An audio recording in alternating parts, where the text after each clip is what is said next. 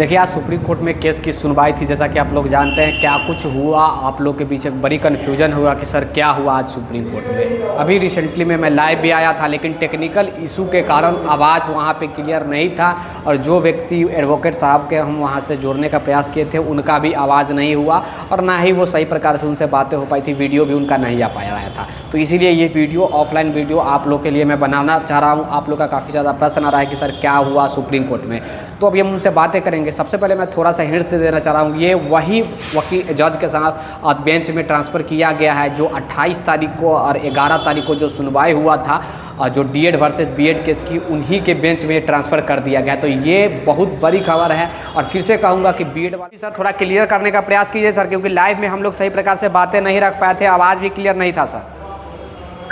जी बिल्कुल, जिस बातों की कयास लगाई जा रही थी वही बात को दोहराया गया। जैसे कि रिट याचिका की सुनवाई थी दीपांकर गौरव बीएड वर्सेस जो है बिहार सरकार के बीच, और डीएलएड के टीम की तरफ से जो है आईए फाइल करके, केविट फाइल करके जो डीएलएड की टीम गई थी, इसकी सुनवाई एएस बोपन्ना जी के खंडपीठ में, यानी कि डबल बेंच के खंडपीठ में मामले की सुनवाई चल रही थी। और बीएड की तरफ से बीएड के जो एडवोकेट हैं वो छत्तीसगढ़ के मैटर के हवाला को देते हुए किसी तरह छत्तीसगढ़ वाले नोटिस को, छत्तीसगढ़ वाले जो जजमेंट उसको सिमिलर बता करके जो है एक जजमेंट पास करवाना चाह रही थी। वहीं पे जो डीएलएड के जो सीनियर एडवोकेट मीनाक्षी अरोड़ा जी है, और उनका अपोज किया, और उन्होंने जस्टिस महोदय बोपन्ना जी को साफ साफ कह दिया कि माय लॉर्ड, ऑलरेडी ये जो डीएलएड वर्सेस बीएड की जो केस है, इसको जो ऑलरेडी ट्रिपल बेंचों ने जिसको जो है क्लियर कर चुका है, इस पे दो ऑर्डर आ चुके हैं। और इस बात को सुनते ही जस्टिस एएस बोपन्ना ने क्लियर कर दिया कि इससे जो है पूरी तरीके से इस मामले को बहुत बेहतर तरीके से और लंबी सुनवाई के बाद इस तरह के जजमेंट ऑलरेडी ट्रिपल बेंच ने डिसाइड कर दिया। इसलिए इस तरह के जो मैटर जो ऑलरेडी पहले आ चुके हैं, जिसमें जजमेंट आ चुके हैं, वो मैटर और ये मैटर सिमिलर है। इसलिए अच्छे तरीके से जो है कंसर्न्स है, जो बेंच ने जजमेंट दिया था उस बेंच के जस्टिस है, वो अच्छे तरीके से मामले को कंसर्न्स है। इसलिए इस केस को जो है उस बेंच में जो है पुनः जो है ट्रांसफर किया जाता है। ऐसे में सर देखने वाली बात है क्या कुछ होती है।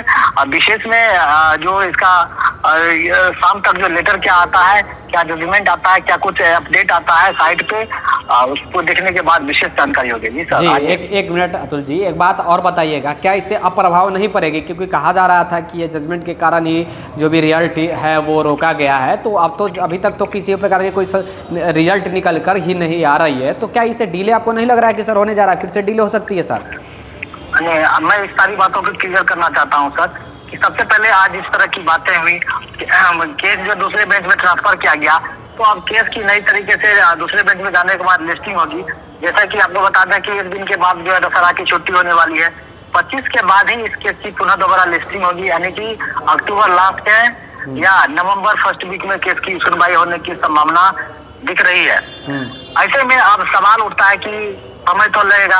दूसरी तरफ बिहार सरकार बोल रही है या नोटिस जारी की है कि हम 15 के बाद करीब रिजल्ट जारी कर सकते हैं। तो सवाल ये उठता है कि ऐसे में जब मामला न्यायालय में है तो क्या रिजल्ट आएगा, सवाल ये उठता है। तो मैं इस संदर्भ में क्लियर करना चाहता हूँ, एक्चुअल में न्यायालय बाध्य है नहीं, एक जबरदस्ती किया गया एक षड्यंत्र है। क्योंकि ऑलरेडी बिहार के संदर्भ में सुप्रीम कोर्ट से ट्रिपल बेंच की खंडपीठ ने जो है जजमेंट दे चुका है। 11 अगस्त को राजस्थान का जजमेंट आया, और 28 अगस्त को जो है बिहार के संदर्भ में ट्रिपल बेंच की खंडपीठ ने जो है जजमेंट दे चुका है। ऑलरेडी इस जजमेंट को जब फाइट किया गया हाई कोर्ट में कि जो नियुक्ति प्रक्रिया है इसको स्टे करने के लिए जो है रोक लगाया गया, तो ऑलरेडी पटना हाईकोर्ट ने साफ कर दिया कि इस पर रोक नहीं लगा सकते हैं, क्योंकि सुप्रीम कोर्ट ने ऑलरेडी मामले को डिसाइड कर दिया है। जी। तो रिजल्ट पे कहीं से रोक लगाने का बाध्यता नहीं है, रिजल्ट जारी कर सकती है सरकार, स्वतंत्र है। एनसीटी भी लेटर जारी कर दी है, निश्चित तौर पे सरकार स्वतंत्र है। जी, तो सरकार स्वतंत्र है कहने का मतलब है कि किसी प्रकार की डिले नहीं होने जा रही है आपके मुताबिक, जिस प्रकार आपने बताया जजमेंट के अनुसार जो भी अभी तक आई है। क्या सर? ये बिल्कुल सरकार इसके लिए बाध्य नहीं है, लेकिन यदि एक सरकार यदि बहाली प्रक्रिया को फंसाना चाहेगी तो बिल्कुल ये बहाली प्रक्रिया वो यदि एक्सर्जन के तहत फंसाना चाहेगी तो फंस सकती है, लेकिन सरकार अब ऐसा कुछ नहीं देखेगी, नहीं करेगी। सरकार को क्योंकि बच्चों के पढ़ाने के लिए जो शिक्षकों की भारी कमी है, इसलिए सरकार जो है बहाली प्रक्रिया को आगे बढ़ाएगी। जी, एक बात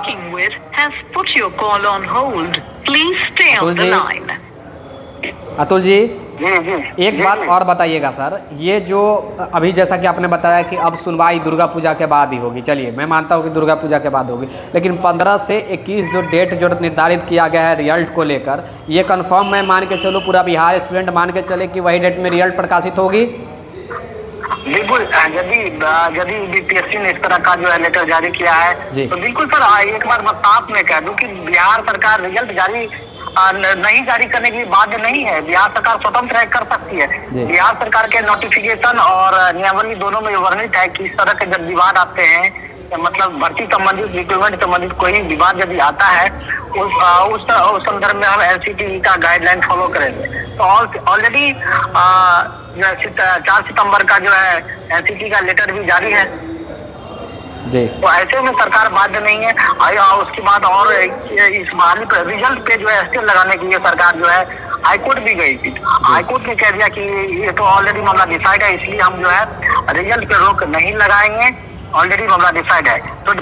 तो हाईकोर्ट के डबल बेंच ने भी क्लियर कर दिया। तो रिजल्ट सरकार चाहेगी तो रिजल्ट नहीं रोक सकती है, क्योंकि इसके पास सुप्रीम कोर्ट से भी ऑलरेडी स्पेशल बिहार से संबंधित जो है जो ऑर्डर आ चुके हैं, और हाई कोर्ट के डबल बेंच से भी जो फैसला आ चुका है, सुप्रीम कोर्ट के ट्रिपल बेंच का फैसला आ चुका है। तो ऐसे में सरकार की क्या मनसा है, देखने वाली बात होगी जी। अच्छा, एक बात बताइएगा सर, कहा जा रहा था कि केवल डीएलएड वालों का ही रिजल्ट आएगा, अगर ये जजमेंट में बीएड वालों को इंक्लूड किया जा रहा है जजमेंट में तो फिर बीएड वालों का आएगा। तो अब क्या मैं मान के चलूँ, पूरा बिहार क्या मान के चले कि केवल डीएलएड वाले का आ रहा है, या फिर अभी भी कुछ किसी प्रकार की संशय कन्फ्यूजन अभी भी बरकरार है?